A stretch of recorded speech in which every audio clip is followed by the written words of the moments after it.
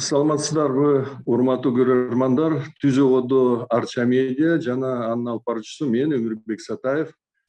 Бүгүнкү биздин конок укук коргоочу Бир дүйнө Кыргызстан кинофестивалынын директору Төлөкан Исмаилова. Төлөкан айым, саламатсызбы? Саламатсыздар, рахмат. Төлөкан айым, биринчи суроом, сиз билдиргендей, Бир дүйнө фестивалында эки тасманы Марал жана Жамгыр эч качан төкпөйт деген тасмаларга тыюу салынды деп билдирдиңер. Ошол жөнүндө айтып берсеңиз, эмне себептен расмий түрдө бир билдирүү болду же эч кандай себепсиз эле тыюу салындыбы? Рахмат сиздерге. Анткени ушул мурунку бийликтин каталарын кетирбей, жаңы бийлик дегенде үмүттөр бар. Бирок тилекке каршы 3 күндөн бери бизге ушул союз кинематографистин адамдарынан да келип атты. Анан кыргыз тасмасы деген бир неформалдык уюмду түзүп алышыптыр Министерство культуранын алдында. Бул деген аябай опурталуу институтта, даже институт эмес, эгерде изилдеп жакшылап карасаңыздар, даже ушул жайгашкан жери дагы ушунчалык таң калыштуу. Мен ойлойм, бул 37-жылкы ошол атабыз башынан өткөргөн кайгылуу бир тарыхтын бир сүрөттөрүн эскертип атат. Анткени ошол жактан бизге мындай кат жөнөтүштү, өзүбүзгө эмес, бирок Самат мырзага. Ал деген Бродвей кинотеатрынын директору, жаш келешегинен жаш жигит экен. Былтыр аябай жакшы өткөргөнбүз, бирок ал киши кечөө дагы биздин жаныбызга келип, андан мурун биздин кызматкерлерге келип, киномеханиктен өдө ошо чекистер тинтип, айтып, коркутуп, үркүтүп, эч кандай ушул эки тасманы көрсөтпөгүлө деп тыюу салынды деп айтышты. Биз айттык, балким ал фейк, анткени биз колубузга ала элекпиз, андай катты бизге жаныбызга эч ким келген эмес деп кечээ күгөн чейин. Бирок кечээ кечинде эки ошол кыргыз тасмасы уюмунун эки адамы келип, бизге ушундай бир айтып, бизге ушундай ГКНБдан тапшырма берди, алгыла деп атат, жана Перизат айым кыргыз тасмасынан ушундай бир бизге телефон чалып атат дегенде биз аябай жакшы түшүндүрүп айтканбыз. Эч кандай биздерде саясат жок. Бул деген даректүү фильмдер. Ар бир фильм ушул тарыхый чагылдырып, кайсы мамлекеттин болбосун адамдар өткөрүп аткан тагдырларды көрсөтүп, жана биздин көрүүчүлөр үйрөнүш керек. Ыплаш жака барбаш керек, же болбосо ошол эле бийлик мындай жасабайын деген сабактар деп ошол тасмалар аркылуу биз 22 даректүү фильмди тандап алганбыз. Экинчи жактан сиз туура айттыңыз, Мара деген фильм, бул деген ушул ыплаш шайлоо өткөн Белоруссияда 2020-жылы. Ошол шайлоо өткөндөн кийин биздин шериктештер, жөнөкөй активисттер, жаш блогерлер, журналисттер, жөнөкөй тынч пикеттерге кеткен адамдар так быйыл ушу бизде болуп аткандай нерсе болуп атат. ОДКБнын алтагында Беларусь ушул 2020-жылы репрессия жасаган адамдарына каршы, жана бүгүн ушул биздин Бишкекте да болуп атат, Кыргызстанда, мисалы, биздин инсандар ошол эле Саяса Сыгбаева, ушул жарандык коомду түптөгөн белгилүү ушунчалык адам, лидер, жана парламентке ушу демократиянын үлгүсү деп Кыргызстанга да алып келген вице спикер болуп, ошон үчүн аябай өкүнүчтүү. Клара Соронкулова, Рита Карасартова жана башка айымдар, жана блогерлер. Мен айткан жокмун саясатчыларды, алар өздөрү кандай мурун тарыхта жасашкан, же болбосо кандай кадамдар жасашкан. Биз саясат менен дайыма биз принцип бар, бизде бүгүн душман жок, бизде дос да жок, бизде принциптер бар деп. Принциптерди адам укугун саткан, же болбосо ошо плас кылган адамдар сөзсүз түрдө мыйзам ченеминде жооп бериш керек. Бирок бүгүнкү күндө системный ушундай бир НТС дагы, силерди дагы, Талай мырзаны дагы, жана башка мынакей белгилүү саясатчылар дагы, жакшы жаш лидерлер баары тең түрмөдө отурат. Жана ушул Мара көрүп биз ойлогонбуз ушул биздин бийлик өзүнчө бир сабак алат депчи, анткени өзүнүн жарандарына каршы кандай болбосун бийлик кол салбаш керек. Анткени бүгүн бар бийлик, эртең жок, адамдар калат. Келечекке балта чаппаш керек деген фильм болчу. Аны ошо айтышыптыр. Анткени мен ойлойм ушул керүүчүлөрдүн арасында дагы Белоруссиядан качкындар бар, Орусиядан качкындар бар. Балким алар посольствого айтып, балким ушундай бир кысым болуп аткандай. Бирок бүгүн кечинде уже биздин кызматкерлерге айтып, ушундай бир катты көрсөтүштү, ушундай исходящий бар, ушундай айтыптыр, эртеңки программанын баарын алып тасташ керек деп. Биз айтып атабыз, бир четинен бул Бродвей кинотеатры бул жеке бизнес, биз төлөгөнбүз, ошон үчүн ал жерде моралдык жана психологиялык, финансылык аябай катаалыктар болот, жана сотко беребиз. Экинчи жактан эртеңки күндө ушу 6 тасма бар социалдык, ушу жаш жетпеген балдар кандай жабык жайларда башынан өткөргөн күндөрү, же болбосо ушул эле Даун менен ооруган кызыбыздын тагдыры жана алардын ата энесинин тагдыры, кандайча баласы менен бактылуу болуп турмуш жашап атканын көрсөтөбүз. Жана ал жерде ушул бир кандай бир кырсыктардан баспай калган адамдар, бирок ушунчалык үмүттүү жана сүйүп турмушту ушунчалык келечекке багыт мындай бир салган адамдар бар. Ошон үчүн мен таң калам, эгерде эртең саат 10:30 тоскоолдор болуп, же болбосо жаап, же болбосо ушундай бир келбей койсо, мен ойлойм бул деген нака репрессивдүү 37-жылкы убакыт келди депчи. Анткени мен дагы айтып кетем, чекисттер жана милиция эч кандай реформа болгон эмес. Балким анын ичинде жакшы адамдар бар, бирок биздей окшоп аларды жаман маян алып, жакырчылыкта үйсүз жана ушундай бир системанын жеми болуп калды да. Ошон үчүн реформалар керек. Сиз мага тасма жөнүндө айтып кеттиңиз. Жамгыр эч качан токтобойт деген Жамгыр эч качан токтобойт деген фильм, бул аябай сонун фильмде ушунчалык сонун тартылган. Украинадагы автор ошондо Андрей деген жигиттин, 20 жаштагы жигиттин тагдыры да. Анткени ал киши үй бүлөсү менен Сирияда жашап атканда согуш башталып, анан энеси украинка экен, анан Украинага кетет үмүт менен, ушу Украинада жакшы демократия болуп атат, ошол жакта жашайлык деп барганда, ошо жолдон дагы бир тууганы Германияга калат, башка дагы бир тууганы дагы бир жерде калат.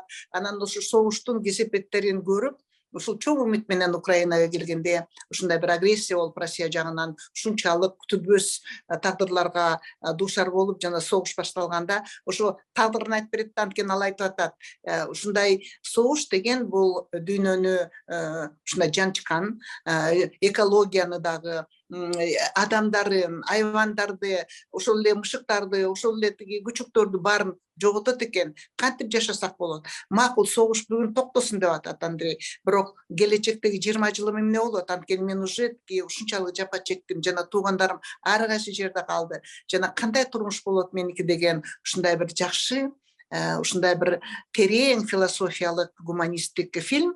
Мен таң калам, эмне үчүн Украина жөнүндө, эмне үчүн Белоруссия жөнүндө биз көрсөтө албайбыз, жана ушундай бир чекистский, мындай бир түшүнүксүз контораны Министерство культуры эмгиче алып, жана алар мындай бир элекке алат экен да. Мен ойлодум, байкуш жаш режиссердор ошон үчүн чыкпайыптыр да. А жерде дагы коррупциялык схемалар кете элек.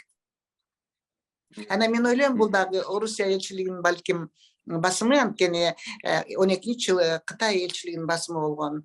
Биз ошо Синьцзянь уйгурдагы ахвалды, уйгурларды көрсөтүп, жана Рабияк Кадырдын тагдырын чагылдырган фильм бар, «7 условий любви» деген. Ошондо алда тарыхый өзүнүн тагдырын айтып атканда, бизге ак үйдөн ошондогу 2012-жылы чалып айтышты да, алып салгыла фильмди деп, алда тарых музейинде болуп аткан. Биз айттык, ала албайбыз дегенде, алар айткан, ким силерге андай кысым жасап атат дегенде, элчилик, Кытай элчилиги. Биз айткан, Кытай деген эмне, ал ким? ШОС, ПОС, ОДКБны биз тааныбайбыз, биз деген Кыргызстанды тааныйбыз. Жана Кыргызстандын бул мүчөсү катары мойнуна адам укугу боюнча, культура боюнча жоопкерчилигин алган деп. Ошон үчүн блогерлерге, творческий адамдарга мен күйөөм дагы 37 жыл жашадык чогуу, белгилүү журналист, мен билем тагдырларды, кандайча творческий адамдар жашайт, кандай журналисттер, кандай ошолор аркылуу өсүп атат да жаштарыбыз. Ошон үчүн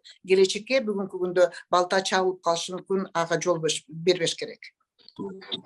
Айым, эгерде бийлик же маданият министрлиги тыюу салгандан мурда өзүлөр ушул тасмаларды көрүп, анан бир чечим чыгарса болмок, туурабы? Эми мындай караганда. Билесиздерби, биз ачыкпыз, анткени биз ушунчалык сиз туура айтып атасыз, анткени мисалы Чехия барганда сиз кумтуласыз, библиотека, музыка, культура, анткени мурунку ошол совет мезгилинен кетип атканда ген президент болгон, творческий адамдар болгон. Көрдүңүзбү? Ошон үчүн булар адамдын баалуулуктарын түшүнгөн жана адамдарды өстүргөн лидерлер да. Вацлав Гавел ошондой наследие калтырган Кыргызстан, Чехиясына. Же болбосо ошол Ататюрк Франциядан вагон менен өзүнүн аялдарына шляпаларды кетирген. Силер дагы аябай татынакай аялдар болгула деп, ошон үчүн абажур, мадам деген мынакей бүгүнкү көчөрүн түрк кичинекей балдар болсо дагы түрк тилине француз тилдер кошулуп, жана культурасы келген, аябай өнүп өскөн. Экинчи жактан бул аябай опурталуу, анткени биз ажырымдар деп коет бийлик менен жана жарандардын ортосунда да. Бүгүнкү күндө мамлекеттик эместүү уюмдарга карата Россиянын мыйзамдарын ушунчалык 5 жылдан бери эзип келатат. Бул деген аябай, биз Россия эмеспиз да. Россиянын тагдыры ким болот биз билбейбиз. Биз Россияга каршы эмеспиз, биз системасына каршыбыз.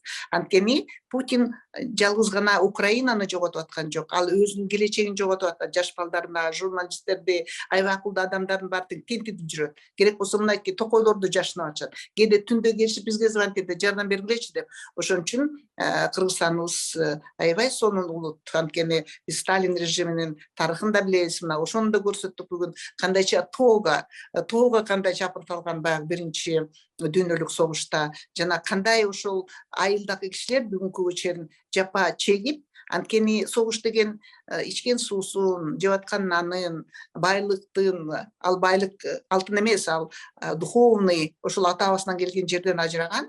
Бул деген шор да. Ошон үчүн Акаев, Бакиев жана Усенов, Пукенов бул деген шордуу адамдар. Хотя алтыны бар. Эми бул тасмалар тууралуу айтсак, бул кинолордо мындай эч кандай чакырык жок. Же Россияга, башка өлкөлөргө карата мындай деле карама каршы деле эчтеке жок да, туурабы? Жөн эле бир адамдын баяндамасы же тагдыры десек болот. Бул деген тарыхый да, анткени даректүү фильмде сиз билесиз да, мисалы биз мынакей азыр тартып атышат да, кимине жасап. Бул тарыхта. Бул деген болуп аткан кубулуштар. Муну мен божомолдоп же болбосо бирөөгө каршы, бизде мынакей принцип бар: менин душманым жок, досум жок. Анткени баалуулуктар күндө көрөсүң, балким жакын жүргөн адамың сени сатып ийет. Көрдүңүзбү? Ошон үчүн адам укугу деген, бул деген журналисттер, белгилүү блогерлер нейтральная позиция деп коет. Бизге баары бир ким экенин, туурабы?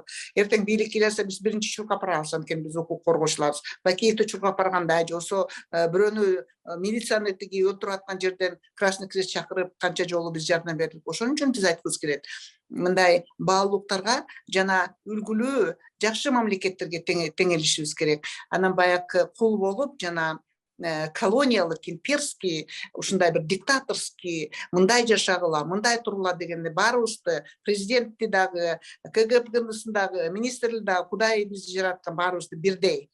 Кудайдан да коркуш керек мусулман катары. Ошон үчүн мен айткым келет, өзлөрү жазган конституциясын, а жерде мен баргам атайын ал конституционный реформага, анткени менин үмүтүм бар болчу. Ошол жапа чеккен мурунку системага адамдар, мисалы Аскаровдун тагдыры мыйзам ченеминде кайтарылып, ичине бир көрдүңүзбү, Аскаров деп көп укук коргоочулар даже менен катышкан. Анткени айтышкан, бул деген кыргыз акмак дегендей мындай депчи. Бирок ал Аскаров эмес болчу. Ал кыргызстандыктар, мына бүгүн торго канча киши түшүп атат. Ошол эле Атамбаев Аскаровду жеген да. Ошон үчүн мен айткым келет, бул деген аябай опурталуу. Ошон үчүн партнердук жана сиз айтып кетпедиңизби эмне жетишпейт деп. Ошол эле фестивалды ушунчалык кечирип койгула. зал толтура дайыма, кар болобу, жан болобу, жаштар ушунчалык комментарий берип, ошол шахтанын ичиндеги кишилер ай сайын бир эки адам каза болот экен сүлүктүү ошол шахтасында жана башка шахталарда, же болбосо ошол эле кичинекей ымыркай бала кандайча ушундай бир жакшы турмушка мындай бир кетейин деген башынан өткөргөн тагдырлар, же болбосо ошол эле медсестра бүгүнкү көрсөткөн өзү атка минип алып ошол жардам жетпеген тоолордун арасында адамдарга жардам беришет. Ошон үчүн бул деген биздин турмуш, биздин эл, биздин адамдар алардын үнүн өкмөт сөзсүз түрдө угуш керек. Жана сиз айтып кеттиңиз Асия Сасыкбаева жөнүндө жана башка лидер айымдар жөнүндө. Мына кече Азиза Абдрасулованы бир нече саатта камакка алып, суракка алып, анан кое беришти. Мен эсимде сиз Асия Айтбаева менен 90-жылдардын башында Интербилим деген уюмду түзгөнсүңөр. Ошо мамлекеттик эмес уюмдарды бириктирип, Азиза Абдрасулова да бар болчу ошол кезде. Сиз Азиза Абдрасулова менен байланыштыңызбы кечээки окуядан кийин? Мен фестивалдын коноктору жана мен көрүп атам Асия Сасыкбаева биринчи мугалим, ушул эгемендүү жарандык коомдун. Асия Сасыкбаева бул деген демократияга аябай салымын кошкон жана ушунчалык терең адам. Бир гана катасы мен айткам, ошо саясатчылар менен кетпеңизчи деп. Анткени биз саясатчыларды көргөнбүз, сатып кетишкен көбүлөрү. Ошон үчүн эгерде Асия, менин оюмча, Асия Сасыкбаева жана башкалар аялдардын партиясын түзүп, жаштар менен чогуу кетсек, балким вообще азыр реформа алып жана аялдар келип атпайбы бийликке башка мамлекетте, мисалы Словенияда жакында эле болду. Ошондой бир жакшы таза адамдар келиш керек болчу, бирок тилекке каршы биз сослагательное наклонение деп коет, андай болгон жок. Ошон үчүн көбүнчө да сонун лидерлер жапачыгып калды. Ушу эркек саясат ушул балта чаптыда өсүп аткан аялдардын лидерлик Кыргызстанда. Кеч эмес, мен дагы бир суранып кетет элем, баарын бошотуш керек. Анткени алардын бир гана талабы болгон маалыматты бергиле депчи. Эгерде өкмөт ушул конституцияны таянып, биринчи эл менен сүйлөшүп, акылдашып, форумдарды жасап, жана нейтральный мындай сеники же мунуку же менин уюмум дебей, мындай бир эгемендүү, жакшы, андай боло элек форумдар болсо, мен ойлойм бул Кыргызстан сөзсүз түрдө мындай чоң кадам башталмакта өнүгүүгө. Анан бир эле группа лидерлер жасай албайт да, Кыргызстандын тагдырын чече албайт да. Мынакей биз бүгүн дагы угуп атабыз Жети Дубандагы акыбалды. 92 уран мынакей калдыктары жана майлуу суу 10 эң опурталуу жерге дүйнөдө кошулат. Аны 30 жыл канча акча кетилген? Эч оңолгон жок. Жосу кумтордун ошол эле отходдору каяка кетет? Болуптур эми албаттыр алтында, болуптур эми бирдеме айтып аткандар көтөрбүз, отчет берип атат. Бирок ал тоонун үстүндөгү неме эмне болуп атат? Бул деген өкмөттүн парзы да. Жаңы бийлик келгенде жаңыша иштеш керек да. Анан келип алып эле, мен ойлойм, ошол мурунку бийликтин адамдары торго салып алып эле, анан булар тоюп алып эле сокедей болуп отура беришет депчи.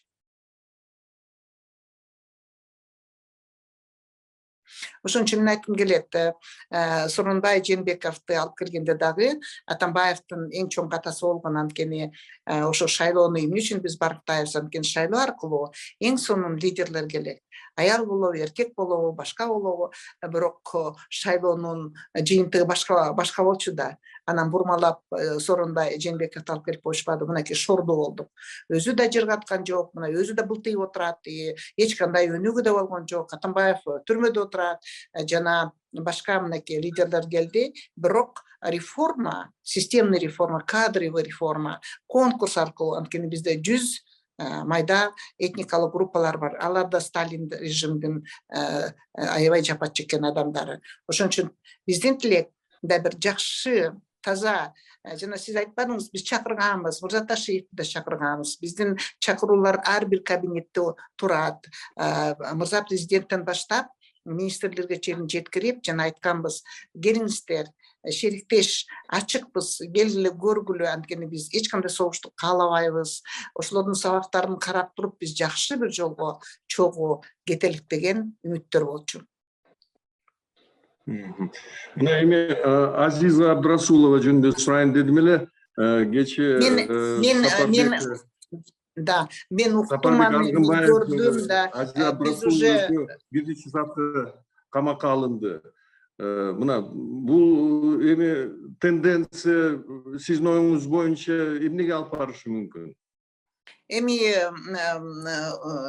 атайын буунун, Евросоюздун жана ОБСЕнин мандаты бар. Укук коргоочуларды кандайча жардам бериш керек деген. Мына Монголиядан атайын лидерди чакырып, мынакей 3 күндөн бери биз Аида Бажманова, аткаруучу директор, атайын ошо адам укуктары боюнча укук коргоочулардын ролу, журналисттин ролу, экологдордун ролу, анткени укук коргооч биз гана эмес да, силер да укук коргоочусуңар да.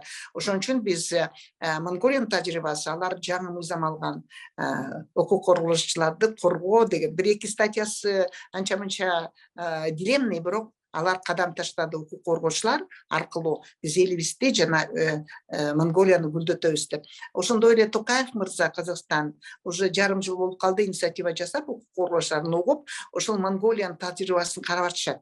Анан ошо бүгүн кечүү атайын лаборатория өттү. Ошондой 3 стратегиялык мындай бир компоненттерди такташты. Анын ичинде мурунку рабочий группанын жетекчиси по произвольным задержаниям деген айым Элина, өзү Великобританиянын гражданкасы, бирок латвиялык. Ал да жардам берди. Казакстандан Анара келди. Ошон үчүн биз азыр чогулуп алып, кандайча жакшы бир сунуштарды берелик деген иштер бар. Ошонун ичинде Асия Сысыкбаева жана башка менин курдаштарымды жана Азизанын да тагдырын айтып атты. Бирок биздин адвокат Тимур Арыков бүт мониторинг жасап иштетип атабыз, жана спецдокладчиктерге өзүбүздүн оюбузду жана шериктештерге жиберип атабыз. Жана бир өкүнүчтүү нерсе, Виталий Пономаревду да киргизишкен жок. Анткени ал мемориал Нобелевский лауреаттын мүчөсү, Москвада жашайт, Орто Азия боюнча эксперт. Мурда күнү самолетко кайта отургузушуп, анткени пограничный служба аябай мурунку эски система менен иштеп атат. Нидерландыдан келген да бир укук коргоочусу айтты, сиз баягында 1-2 жыл мурун келиптирсиз, сайын үчүн чыга элексиз Кыргызстандан деп. Ал айтты, мен келдим кайта Кыргызстанга, чыккам деп. Ошон үчүн бул мындай бир авторитарный системада эгерде айтмайынча эч ким иштебейт. Ошон үчүн парламентский системаны дагы мындай өзгөртүп, жана эгерде президентский система күчтүү болсо, баланс болуш керек ветви власти. Анткени бир гана адам чечип атат деген бул шылтоо, көп башка адамдар преступление жасап туруп, аягында бир гана киши жоопкерчилик тартат, андан алыс болуш керек. Төлөкөн айым, эми сиз да өзүңүздүн позицияңызды дайыма ачык, коркпой айтасыз журналисттерге, медиаларга. Азиза Абдрасуловадан кийин жана 26 адам камалгандан кийин сизде мындай коркунуч сезим пайда болгон жокпу? Билесиздерби, мен тагдырым аябай оор, балким тарых жазылар. Анткени мен билем эркиндиктин баасын, эркиндиктин күчүн. Эмне коркобуз эгерде мыйзамды бузбасак? Эгерде ошондой эле авторитарный система күчөсө, жалгыз мен эмес, менин артымда 97 000 киши бар, 7 дубандан. Асия Сысыкбаев көз баштаганда, Азизалар кийин келди, Диналар кийин келди, Эдил кийин келди. Ошон үчүн сиз туура айттыңыз. Ошол жарандык коомдун күчтүү жарандар, эч кимге күн карабаган, мындай бир аябай кыйын, бирок сөзү менен, акылы менен, бирок биз эч качан таш алып, же болбосо бир унижать этип, же болбосо бир насильственный менен эч качан иштей албайбыз, иштебейбиз. Анткени биздин иште гумандуулук болсо эң жогорку сапаттуу гумандык иштер болуш керек. Эгерде бизде болгон адамдарды дагы коркутса, мен коркпойм. Эгерде түрмөдө да отургам, түрмөдөн чыккандан кийин баягы приемник распорядительде Усенов, Бакиевдер отургузганда биз кайта чыгып туруп, омбудсманды алып барып, мынакей Турсунбек Акуназыр свидетель 200-ден ашык адамдарды бошотконбуз, анткени паспортуң жок деп жаш келиндерди дагы милиция алып кеткен, күйөөлөрүн ыйлатып, кичинекей балдарын ыйлатып, анткени паспортуң жок деген билесиздер да. Ошон үчүн биз айткыбыз келет, түрмөлөрдө аябай 10 жылдан бери мен жакшы билем, кандай иштейт, эмне болот, ажырдын баарын ошол баягы 2005-жылы депутаттарды өлтүргөндөн кийин киргем. Эмгиче чыга элекпиз, анткени улуттук кыйноолорго каршы институт аябай сонун калыптанып иштеп атат, омбудсман иштеп атат. Ошолор менен жаш муун азыр эксперт болуп, чогуу барып, мониторинг жасап, жана колдон келген жардамды алып келе атабыз. Ошон үчүн биз кыштыктан баштап БУнун дегенине чейин бүт инструменттер иштелген. Биз өкмөткө жардам беребиз, эгерде жакшы иштеп атса, адамдарга жардам беребиз. Бирок ыплас нерсени биз дайыма мыйзамдуулукка чакыртабыз, сөзсүз. Ошон үчүн эгерде эртең өчүрүш болсо, сотко чейин бизнес соглашениени бузган же болбосо ошондой эле коркуткан адамдарды жана мыйзамсыз иштеп аткан жанакындай институттарды иштетпеш керек, аларды сотко бериш керек. Анткени алар бизге гана эмес, башка жаңы режиссерлорго дагы көп жаман нерсе алып келип атат.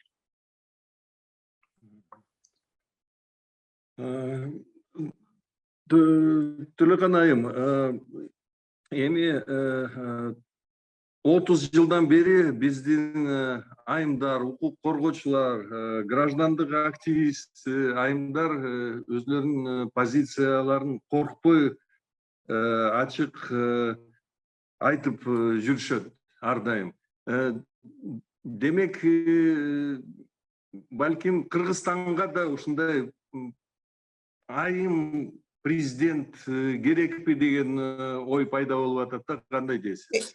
Эми бизде болгон да, мисалы Роза Тунбаева, эң негизгиси эркек болобу, аял болобу, жаш болобу, бул деген атайын инструменттер бар да, лидер кандай болуш керек деген. Ал деген лидер жалгыз эчтекени жасай албайт. Мисалы мен эчтекени жасай албайм. Мен сөз акылдашып туруп, ошол даже грант жазып атканда акылдашып туруп, сиз менен чогуу иштейлик, кандайсыз деп туруп анан иштейбиз. Көрдүңүзбү? Керек болсо Атамбаевди сотко бергенбиз 1 жарым жыл, билесиз, бизди күнөөлөгөндө. Анткени тетиги түпкүрүнөн баштаганда good governance деп коет. Биринчи НПО болуш үчүн сөзсүз түрдө менеджмент болот. Бир дагы донор жөндөн жөн акча бербейт, мына жеп кой депчи. Бул деген аябай чоң менеджмент жана аябай жоопкерчилик, сиз билесиз.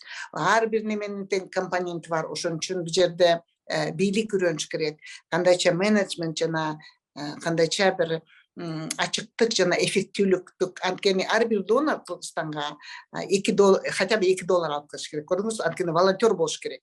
Анткени дагы башка адамдарды ошол жерге чакырыш керек. Анткени социалдык туңгуякта отурган проблемаларды чечиш керек да. Ошону чогуу чечебиз да. Ошон үчүн журналисттер бир четинен. Анан эң негизгиси, мен сизге айтып кетейин, биз эмне үчүн учурадык ушундай акыбалга? Анткени номенклатура, мен дагы айтып кетип атам, көп болсо бир 25 үй бүлөдөр Кыргызстанда. Мурунку акчаны дагы, кийинки акчаны дагы үй бүлөлүк кландык жана капиталисттик маана менен алышкан. Туугандары менен, 5 аялы менен, 100 туугандары менен, кудалары менен бүгүнкү чейин парламентти да эзип келатышат, демократияны дагы кыргызча кылышчу жаман, система выборов да ушундай кылышты. Ошон үчүн мен баягы председатель Центризборкома кылып койгондо 3 күн 3 түн иштедик. Мынакей эксперттардын баары билет. 9 булак коррупционный, бир гана центральный избирательный комиссияда. Ошон үчүн башты тартып, мен айткам мырза Текебаевга, акчаңар жетпейт дегенде, канча акча керек? Ишенбай Кадырбеков отурганда. Жетпейт акчаңар, дүйнөдөн да акча жок десе, эмне керек дейт. Уят деген сатылбайт. Уятты Кудайдын астында дагы күнүмдүк ал акча мынакей, а жерде коррупционный бюджет даже, мен андай отура албайм деген. Ошон үчүн кечирип коюшсун, ушул саясий партиялар бизге дагы көп жамандыкты алып келди, анткени алар бийликке келейин деген максат болгон. Адамдарды окутуп, адамдарды аябай күчтөнтүп, адамдарга ушул маалыматты берип, адамдар менен катышуу процессти, чечимдерди чыгарганга мүмкүнчүлүк беришкен жок. Ошонун баарын тең Асия жана башка айымдар азыр азабын тартып атабыз.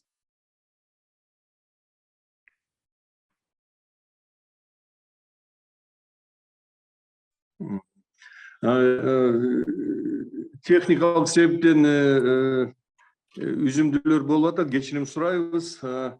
Төлөкан айым, эми ушул коркутуу, үркүтүү системасы күчөсө,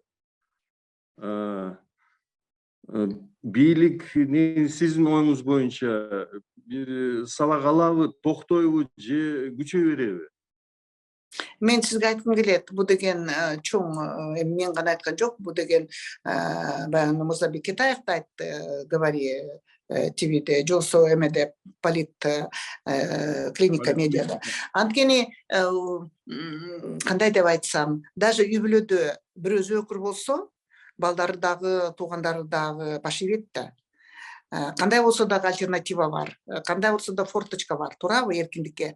Ошон үчүн бүгүнкү күндө бийлик азыр сабактарды жакшы алып, жана биз улут болушубуз керек. Түндүк түштүк быкычка эмес, а улут болушубуз керек. Анткени кыргыздар, кыргызстандыктар деген баалуулуктар болуп, бизди чогултуш керек. Оппозиция болобу, башка болобу, жана жаңы муунга мүмкүнчүлүк бериш керек. Азыр жаңы муун иштемейинче адам чарчайт жана баш иштебейт. Ошон үчүн стратегиялык жактан дагы ички жана тышкы коопсуздуктарды таразага тартып, бүгүнкү күндө теңдүүлүк процесс менен алып кеткенге бүт мүмкүнчүлүк бар, жана биз кол сунуп жардам бергенге даярбыз. Бирок кеч болуп калбасын. Сиз жаагандар жөнүндө айтып кеттиңиз. Негизи балким кыргыз жараны азыр даяр эмес, мындай ой жүгүртүүсү, же балким аягына чейин түшүнбөйт болуп аткан нерселерди. Себеби жалаң эле активисттер, журналисттер, блогерлер, жанагындай активисттер эле мындай аракет кылып атышат да. Бирок ошол эле Кемпир-Абад боюнча, башка проблемалар боюнча мындай жарандар өзүнүн позициясын билдирген жок да. Мындай наблюдатель болуп эле калды да. Сиз туура айтып атасыз. Мен жана кесепеттерди айтып кетпедимби саясатчылардын? Саясатчылар эмнеге үйрөттү? Саясатчылар ак үйдү алганга үйрөттү. Рейдерлик менен жерди алганга үйрөттү. Тиги революция деп Бишкекке барганда, тоносоңор силер кийимден баштап үйгө чейин бирөөнүн машинесин аласыңар дегенди үйрөттү. Ошон үчүн бир четинен, экинчи жагынан канча балдар каза болду? Канча балдар каза болду? Бирде саясатчы каза болгон жок. Балдарыбыз каза болду. Ошон үчүн мен айткым келет, сөзсүз түрдө саясатчылар бүгүнкү күндө, андай саясатчы бизге кереги жок. Алар деген сөзсүз түрдө гуманист жана ушул ыйлап келген 30 жыл бою адамдар, чыдап келген адамдарды эркелетип, сооротуп, түрмөдөн чыгарып, анткени принципи Манделы деген бар. Түрмөдөр ыйлап атат, а жерде мурунку системадан күнөөсүз отурган балдар да бар, эжекелер бар, балдары менен отурат бүгүнкү күндө түрмөдө. Аны биз жазганбыз, каттарыбыз да бар. Ошон үчүн убакытты кичине элине дагы бул бийликте отурган адамдар көңүл бериш керек да. Мисалы, Таалайды эмне кармап отурушат? Чыгарыш керек да. Же болбосо Асияны эмне кармап отурушат? Алар ойлоп атат, мынакей биз ошондо камалып Айгүл Тиленовна психолог каза болду. Анын кесепети ошол Бакиев режиминин тиги баягы приемник распределитель, а жерде невыносимые были условия, невыносимые. Аякка отурулган киши, я не знаю, ушунчалык жапа чеккенбиз 3 күнүн ичинде да. Конгантиев бизди алып барып кеткиле дегенде биз айткан жок, биз мыйзамды бузбайбыз, сотту чакыргыла. Соттодуңарбы? Сот приемниктин ичине барган. Сотту да айткан, силер сот эмессиз. Канаке силердин эмеңер мантия эчтеке жок, атрибутик. Кайдагы сотсуңар деп. Ошондон фашистский режимден ары болуш керек. Мынакей Путин да азыр фашистский режим менен жакшы жакка эч качан айласын таппай калды. Ошол эле тиги Белоруссия таба албай атат. Биз жаңы лидерлер, мынакей Байсалов барды, жаңы лидерлерди көрүп атабыз. Биз аябай жардам беребиз. Ошол эле Жапаров да түрмөдө жапа чеккен. Балдары менен да кезиккенбиз. Жапаровдун биринчи айым дагы билет кандайча биз дем алыш күнү чуркап барган мен жардам берелик деп чолпон тиги КСИМдин председатель комиссии. Ошентип биз дайыма ыйлап аткан адамга күндүр-түндүр барабыз, жардам беребиз. Мындай партнер болсо, колубуздан келген даже тышкы карызды кетиргенге жардам беребиз. Ошон үчүн коррупциялык схемалардан кетиш керек да. Анан ошол бар турлы бийликке баягы мурунку коррупционный схемага отуруп алып эле, анан чаба кура албай эле, анан эле эс болбой. Сиз айтып кеттиңиз, ар дайым бир форточка бар да, ачык форточка. Бар дайыма. Үйдөн башталат да бар тең. Үйдө да бар. Эгер аябай жаман ахвал болуп, ар кандай мынакей аялдарыбыз, эжекелерибиз, кыздарыбыз кандай тагдыр өткөрүп атат башынан да. Ошон үчүн Талибан жаныбызда көрсөтүп атат кандайча агрессия жасап атат өзүнүн улутуна, аялдарга, кыздарга. Ошол эле Туркмен башы алардын тиги репрессивный методдорун өзүнүн аялдарына жана жаштарына колдонуп атат. Ошон үчүн сабактарды үйрөнүш керек. Ички Кыргызстандык жана сырткы мынакей региондук жана эл аралык деңгээлде сонун сапаттуу лидерлик менеджменттер бар да. Сөзсүз түрдө чыгып кетсе болот. Эч кандай проблема жок. Жанакы мага бир аябай акылдуу адам айткан, случайности дейт. Случайностьтан ошо позитивный немени алыш керек. Случайность бывает трагичный, ар кандай болот. Бирок адамбыз да, айван эмеспиз. Айван да жакшы бир жолду тандайт, туурабы? Ошон үчүн бийликте отургандан кийин бүт инструменттер бар. ГКНБны, милицияны, силовой структураны деполитизация кылып, анан баланс ветви власти мындай уравновешивать этип, жана элди сүйүш керек. Ошондой өнүгүү болот. Демек, сиздин оюңуз боюнча дагы үмүт бар бизде баарыбызда. Биз элбиз да, биз сөзсүз түрдө бактылуу жашаганга дайым умтулабыз. Ошон үчүн бул бийлик жөнүндө сөз болуп атат. А элибиз мүмкүргөн жок. Бирок жанакы спецдокладчик эме боюнча, жакырчылык боюнча мен кийин Парижде да жолуктум, мырза Оливье. Ал киши мынакей рекомендация берген өкмөтүбүзгө, жакында эле кетти, иштетип атышса керек. Эгерде силер менеджментти жакшылап иштетпесеңер, ушул коопсуздук боюнча, начиная food security деп коет, тамактан боюнча 70% кыргызстандыктар кышында жакыр болуп калышы мүмкүн, крайняя нищета деп. Андан алыс бололук жана бүгүн башка жол менен кетиш керек. Мирный, творческий, креативный, аябай сонун жол менен кетишибиз керек. Туура айтасыз. Бүгүн экономиканы өнүктүрүш керекпиз, сот системасын реформалаш керекпиз, туурабы? Бизнести жүзөтпөш керек. Экономика гүлдөмөйүнчө эч качан демократия болбойт. Эч качан жакшы лидер чыкпайт. Эч качан айыл жергесинде мындай бир түшүнгөн адамдар аз болот. Ошон үчүн экономиканы сиз айткандай аябай мындай бир жакшы маанай менен гүлдөтүш керек да, аларды кыспай. Мамлекет ошол жөнүндө биринчи ойлош керек да, туурабы? Элдерди коркутуп, үркүтүп, камакка албай. Эч ким коркпойт да. Аскаров жазган китебинде мен бактылуумун деп. Мен түрмөдө отуруп, анан өлүп калбадыбы? Биз билбейбиз кандайча өлгөнүн. Анткени азыр дагы 5 сот өттү, ошол следователь КМБнын эч кандай расследование жасабайт. Ошол Аскаровдун 53 соттук процесстерин окуса эле, Кыргызстандын тагдырынын баары тең ачылып атат да. Мыйзамсыз соттор, анткени алар чөнтөк соттор болгон. Көрдүңүзбү? Реформа кылабыз деп канча миллиондогун акчаны алып атышат. Ошон үчүн реформа кылыш керек, комплексный кылыш керек. Анткени биз айтабыз ГКНБ менен, бирок ошондо да комплексный реформа кылыш керек. Антменче баягы эски үй урайт да, ошондой эле система уже иштебей калды да. Көрдүңүзбү Бишкектин түрүн кандай болуп атат?